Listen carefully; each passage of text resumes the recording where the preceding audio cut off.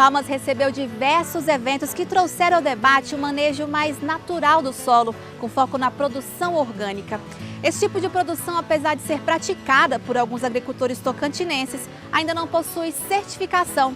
Por isso, os eventos em prol da conservação do solo por aqui também tiveram como intuito pôr em prática as políticas públicas do Plano Nacional de Agroecologia e Produção Orgânica. Atualmente, segundo a Comissão da Produção Orgânica no Tocantins, a CEPORG, não há produtos orgânicos certificados no estado. Isso porque muitos produtores não conseguem atender a todas as exigências para que uma produção seja considerada 100% orgânica, desde o preparo do solo até a colheita.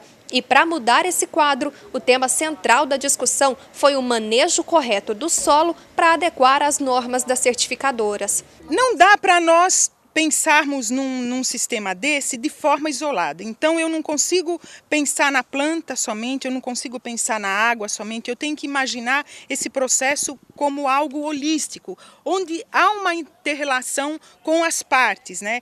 E tendo esse olhar, eu posso dizer que fica sendo quase um estilo de vida, uma filosofia de vida que você passa a incorporar nas suas práticas, no seu dia a dia e que vem, né, de alguma forma também disseminar, mas que o que a gente tem verificado é que está aumentando, né, o número de pessoas que se interessam mais por essas práticas, justamente visando o quê? Né? Algo diferenciado e que nos proporcione uma qualidade de vida mais garantida. Para não ficar só na explicação, eles mostraram algumas opções de fertilizantes e defensivos agrícolas naturais. Esse aqui, que parece pó de café, é um adubo mineral feito com proteína de peixe. Ele não é 100% orgânico, mas atende bem aos anseios de quem quer melhorar a qualidade do solo e da planta sem o uso de agrotóxicos. A proteína de peixe, ela é extraída, o filé do peixe é direcionado à alimentação, que é o proteico, e os resíduos são processados no sistema de fermentação de sólido, onde a gente elimina o cheiro, o odor e enriquece essa proteína. Depois nós hidrolisamos a proteína para se fazer os aminoácidos.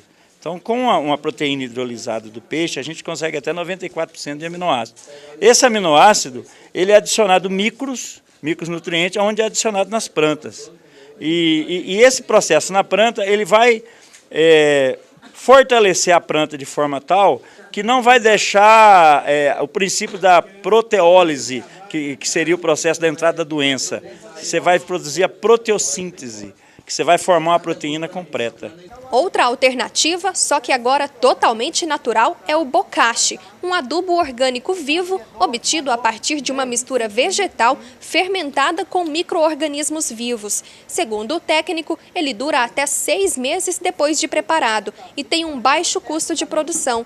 Outra vantagem apontada é que ele não faz mal ao meio ambiente, nem ao produtor, nem ao consumidor. É um produto de baixo custo, porque o próprio produtor pode coletar esses micro-organismos na propriedade em que ele vive, tira da mata, né? Tem umas receitas muito simples, né? Você coloca o arroz cozido, sem sal, sem gordura, somente o arroz cozido na água. E aí, depois de 7 dias, esse arroz vai ficar colorido. Você vai fazer um processo de lavagem do arroz, acrescenta água, acrescenta açúcar.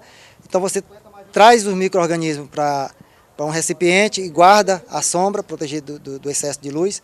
E pode utilizar ele para fermentar os farelos, né? Que no caso aqui a gente usou farelo de soja, farelo de arroz, enriqueceu com o EM e um pouco de açúcar. Então esse material vai substituir os estercos e os adubos químicos, porque vai dar vida ao solo, vai acelerar a decomposição da matéria orgânica e ao mesmo tempo vai proteger contra pragas e doenças. E são várias as opções disponíveis para quem quer investir na agricultura sustentável. A Bárbara, que é bióloga e mestre em ecologia, ressalta o quanto o biofertilizante pode ser vantajoso no controle de pragas e na adubação do solo. E é uma fonte barata também de produção, porque esterco, a base dele é água, esterco bovino, e uma fonte nutricional, né? Açúcar no caso. E são produtos baratos. O esterco você pode encontrar em qualquer propriedade, a água você tem e o açúcar não é tão caro assim para adquirir, né? Mais um adubo natural, 100% orgânico, é o de compostagem,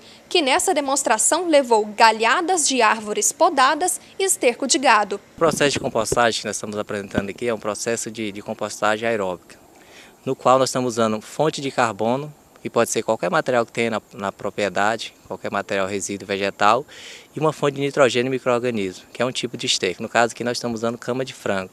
E a gente faz as pias intercaladas, uma pia de carbono, uma outra de nitrogênio, sempre alternada, até a altura de 1,60 m, sempre está molhando, porque os micro-organismos precisam de água e precisam de nitrogênio para que eles fermentem, e depois de 60 a 70 dias esse material está pronto. O uso de adubos e defensivos naturais para enriquecer o solo e controlar as pragas garante proteção não só para o meio ambiente, mas também para o produtor e o consumidor, já que o cultivo fica livre de agrotóxicos. E segundo pesquisadores, esse tipo de produto natural é tão eficiente quanto os produtos químicos. Hoje nós já temos vários produtores, se não no Tocantins, mas em outras regiões do país, que vivem desse desenvolvimento e conseguem ter uma sustentação tanto no aspecto ambiental, social, e na questão do desenvolvimento desses recursos humanos que envolve todas essas práticas.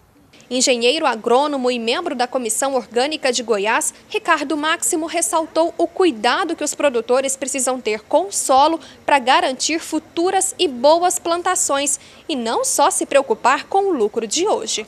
Se você perguntar a um produtor convencional se ele come o produto que ele gera, para quem que ele gera, a que preço, a que custo, ele realmente faz esse custo de produção ou ele tem que ter grandes áreas para ganhar essa margem de lucro? Nós somos eficientes em áreas pequenas, mas podemos também fazer em áreas grandes. O segredo é diversificar. E nisso a gente gera produtos eficientes ao longo do ano com um monte de variedade. A gente não fica refém só da sazonalidade, que nós respeitamos. Tem época que o produto não está adaptado ao clima, não vai ter, não vai, mas tem plantas alternativas que têm a mesma nutrição adequada que muitos nutricionistas pregam. Só que tem que ter o quê?